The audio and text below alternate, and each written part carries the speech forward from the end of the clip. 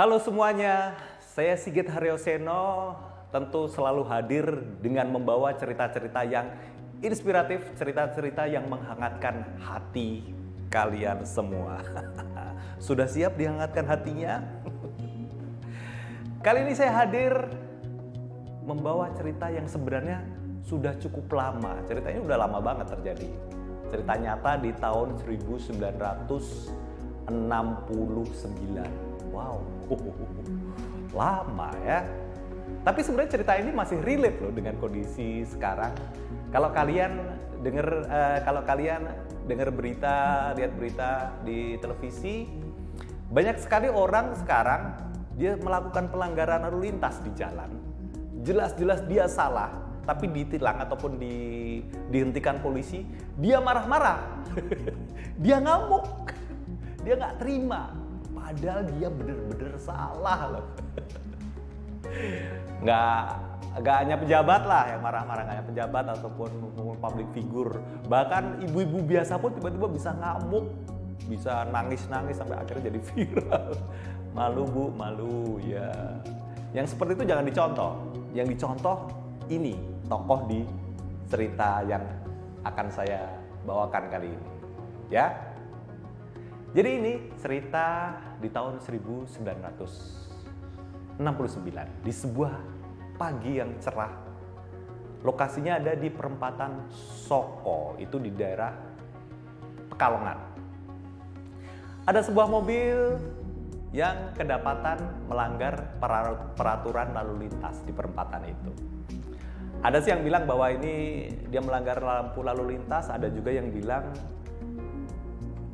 dia melanggar verboten atau melawan arus. Yang benar yang mana saya kurang tahu sih, karena ada dua teori itu sih. Nah, karena di situ ada polisi yang bertugas, mobil itu dihentikan. Bapak polisi yang menghentikan itu namanya adalah Bapak Brigadir Royadin. Dengan sopan yang menghentikan mobil, yang meminta pengendara mobilnya untuk membuka kaca jendela mobil. Diminta dengan sopan, mohon tunjukkan rebuesnya. Rebues itu SIM. Rebues itu SIM bahasa Belanda. Ya, dan pengendara mobilnya juga memberikan rebuesnya. Kemudian Brigadir Royadin itu baru sadar setelah melihat dengan jelas wajah dari pengendara mobil itu, dan dia kaget karena pengendara mobil itu ternyata adalah Sultan Hamengkubuwono IX, Raja Jogja. Brigadir Royadin seketika langsung gemeter ketakutan. Iyalah, zaman itu kan ketemu raja langsung tidak setiap momen loh kita bisa ketemu raja. Dan Raja Jogja yang terkenal, Raja Jogja kemudian tokoh nasional juga. Brigadir Royadin waktu itu gemeter ketakutan, tapi dia memberanikan diri untuk terus melaksanakan tugasnya. Diberani-beraniin lah. Gitu.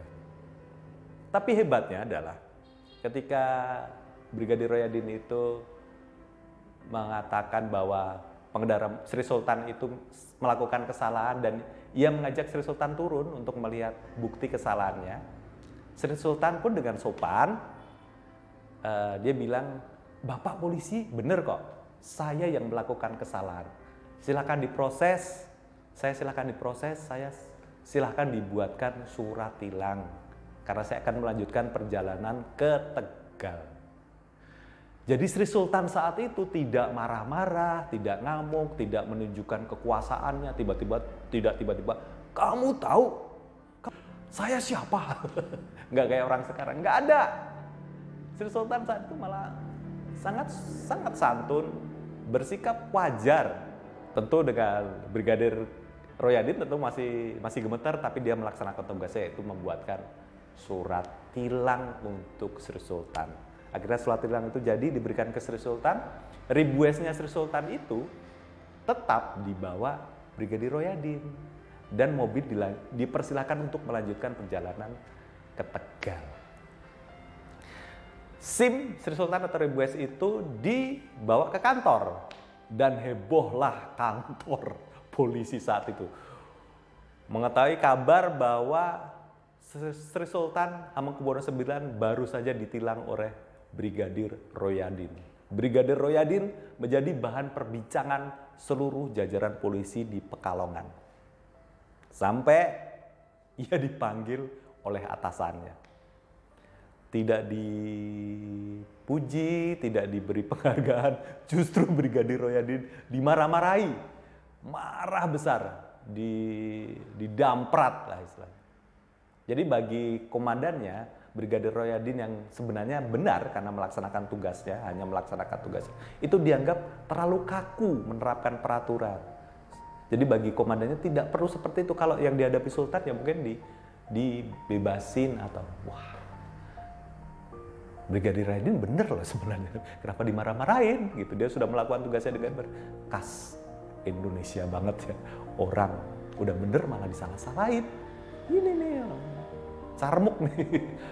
Looking for face komandannya. Dia takut, komandannya takut kalau ada terjadi apa-apa didengar oleh komandannya di Jakarta gitu. Ya udah, akhirnya Brigadir Royadin tetap yakin bahwa yang ia lakukan benar, tapi ia sadar resikonya ketika ia melaksanakan tugas dan berhadapan dengan orang kuat seperti raja. Walaupun sebenarnya rajanya juga sudah mengakui loh dan tidak ada masalah apa-apa sebenarnya, tapi ia sadar bisa saja terjadi apapun. Misalnya ia ditugaskan di pelosok atau bisa macam-macam. Sadar risiko petugas yang di lapangan. Beberapa bulan kemudian, Brigadir Royadin ini dipanggil lagi oleh komandannya. Kali ini tidak dimarah-marahi, tapi justru dia dapat berita ada tawaran dari Jogja. Brigadir Royadin dipersilakan pindah Jogja membawa seluruh keluarganya untuk bertugas sebagai polisi di Jogja. Yang meminta siapa? Yang meminta adalah Sri Sultan Hamengkubuwono IX sendiri, yang sepertinya memang terkesan oleh cara Brigadir Royadin melaksanakan tugasnya. Dan Sri Sultan sendiri memintakan kenaikan pangkat 1 tingkat untuk Brigadir Royadin. Tapi setelah menimbang-nimbang beberapa hal, Brigadir Royadin ternyata memutuskan tetap di Pekalongan. Ia menolak dengan halus penawaran dari Sri Sultan untuk pindah ke Jogja. Dan Sri Sultan pun saat itu juga tidak apa-apa. Beliau menghargai keputusan dari Brigadir Royadin. Hebat ya Brigadir Royadin yang melaksanakan tugasnya dengan benar. Sri Sultan yang bisa berbesar hati, yang equality before the law, semua orang sama di depan hukum.